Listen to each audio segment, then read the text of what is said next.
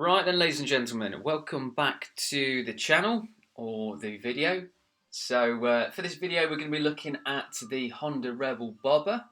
So it's in its new home, its new environment now. So yeah, I've been looking forward to working on the bikes in the garage for quite some time now.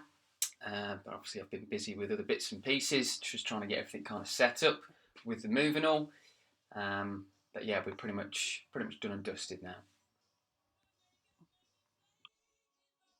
Now this video did start off as another project on the Bobber. Initially it was going to be a making or fabricating of the front bracket for the brake caliper. Now because I've got the Springer setup on the actual bike itself, the caliper just doesn't fit on the Springer setup. Originally it would have been fixed to the front forks by the mounting location, but we can't do that on the Springer setup just because forks, they are active and fixed and what have you, and it just doesn't work out that way.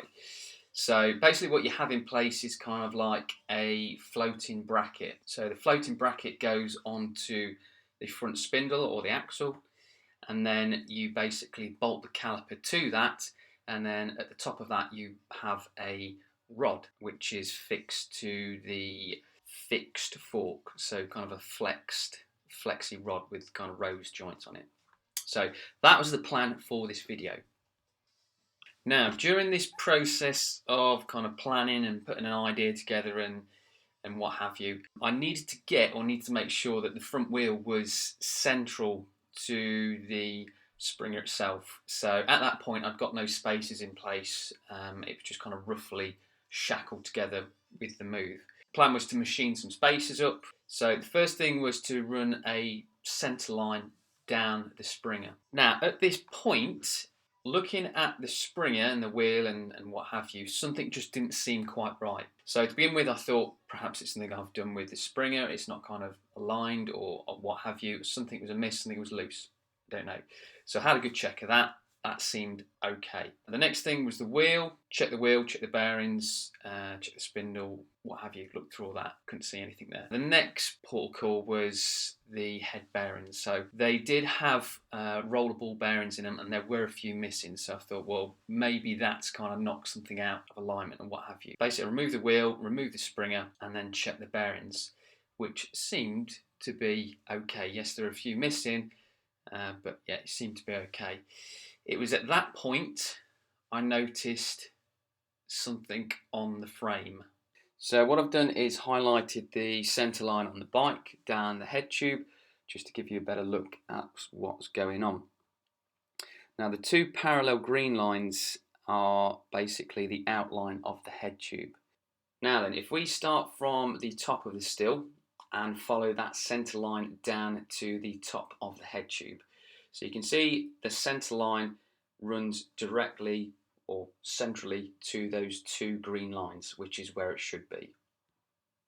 Right then, so if we jump back onto the centre line from the top of the head tube and we follow it down to the bottom of the head tube, you can see down at the bottom, we're not central to those two green parallel lines, which is the issue with the frame.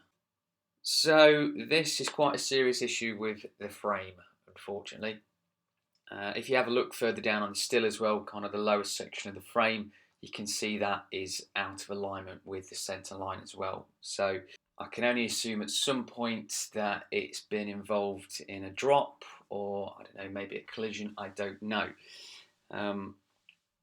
Obviously when I was purchasing the bike the first time around, I checked kind of the log history for any potential accidents or what have you, and nothing come back. But that's not to say that someone or it's had an accident or something and someone has not registered that. So where does that leave us with the bike build? To be honest with you, I'm not too sure myself as to what to do with the project. I've had a few ideas kind of floating around my head as to what I'd like to possibly do. I'm kind of swaying towards one more than the others, but I may even give it to you guys to decide what you want to do. So yeah, drop it in the comments. I may even put something in the community tab to see what you want to do, see what you want to see. So Let's have a run through those options. Okay, option 1, scrap the bike. So yes, we're at my scrap pile. It's not a massive one at the minute, but yeah, it will get bigger. So yeah, scrap the bike. It's not an option I want to go down.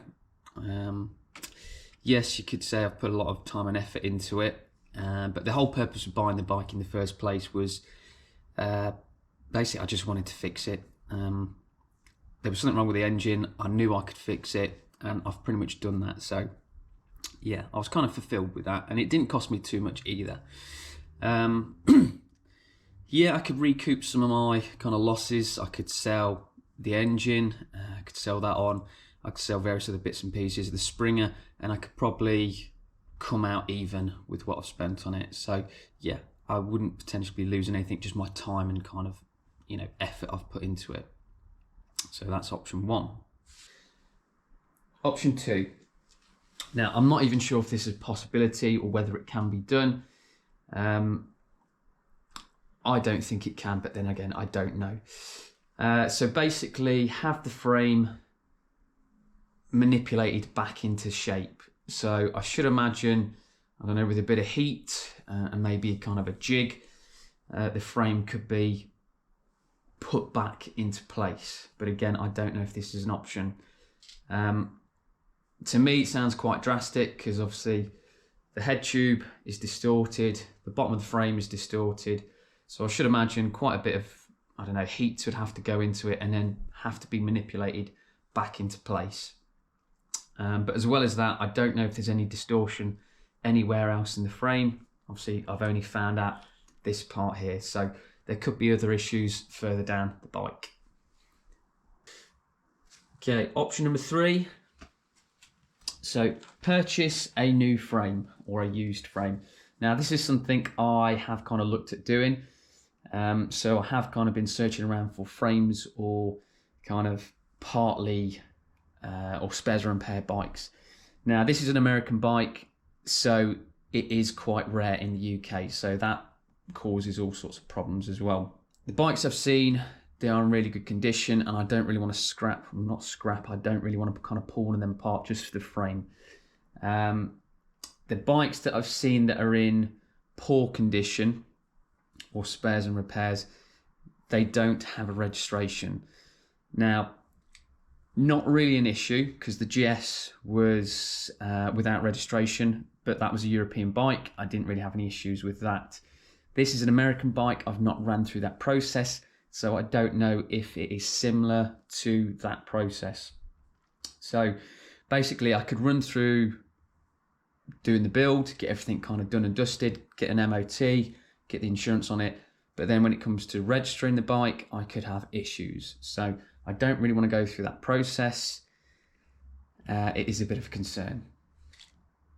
Right then, option number 4 is to make or partially make a new frame. So basically I could cut parts out of the frame and remake it as to what it was, or I could go down a completely wild route and make a complete new frame utilising bits of the bike. So you could use the engine mount, and I could also use the head tube as well, and then put it in a bike jig and then just make a frame for the bike. Now, yes, there's distortion in the frame, or there could be distortion in the frame. So the head tube, I've just cut that completely out, and then we could work the alignment out in a jig. Same for the engine mounts. If they weren't aligned, again, if I've got a jig, I could align it to the jig and kind of take all that distortion out. That's an option. So that's a route that we could go down.